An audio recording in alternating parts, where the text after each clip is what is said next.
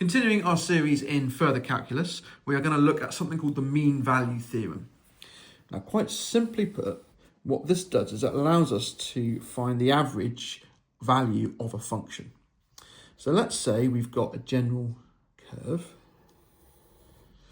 y equals f of x, is my y-axis, and let's say it's between two x values, a and b.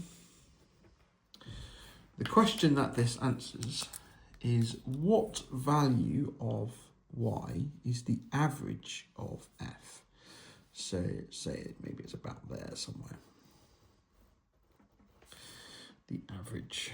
And our job using the mean value theorem is to find the value of this average. So how is the average defined?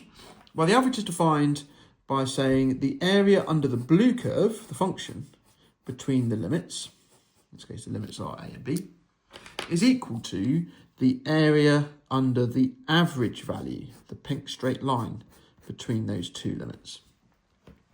So the blue area is the same as the pink area, and that will allow us to find the average. So if that's the case, then that means the average, the mean value, the number we're trying to find, multiplied by the width, which is going to be b minus a, we want that to be equal to the blue area, which is the integral from a to b of f of x dx. And that's how we find the mean value. We use this. We just calculate the area and then we divide it by the interval width, and that will give us the mean value, the average of the function. And that's it. That's the idea of this. So I've got two very quick examples just to see this in action. So the first example, find the mean value of 2 to the x between x is 0 and x is 2. So the mean value, that is going to be equal to 1 divided by the interval b minus a times the integral from a to b of f of x dx. That's the formula we're going to use. In this case, b is 2 and a is 0. That's going to be a half times the integral from 0 to 2, and the function is 2 to the x dx. Okay, so we can evaluate this. So the half can just sit out the front. It's not doing any harm. The integral of this is one you need to know for A level. It's 1 divided by the natural log of the base times 2 to the x. And that's evaluated between 0 and 2. And then if I plug in the upper limit, I'm going to get 4 here. And then I plug in the lower limit, I'm going to get 1. So that's going to leave me with 3 divided by, and then I've got 2 log 2. And that's the answer. That is the mean value of 2 to the x between x is 0 and x is 2. Okay. All right.